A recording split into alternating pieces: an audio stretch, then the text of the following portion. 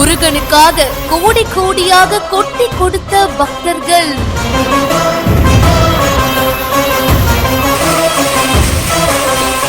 கத்தை கத்தையாக குவிந்த ரூபாய் நோட்டுகள். காணிக்க மட்டும் இத்தனை கோடியா? திண்டுக்கல் மாவட்டம் பழனி முருகன் கோவிலுக்கு நாள்தோறும் பல்லாயிரக்கணக்கான பக்தர்கள் வருகை தந்த வண்ணம் இருக்காங்க. கோவில்ல இருக்கிற உண்டியல்கள் நிரம்பி இருக்கு. இதையடுத்து 2 நாட்கள் உண்டியல்கள் திறக்கப்பட்டு எண்ணப்பட்டிருக்கு. இதுல காணிக்கையா 2,94,872 ரூபாய் பக்தர்கள் காணிக்கையா போட்டிருக்காங்க.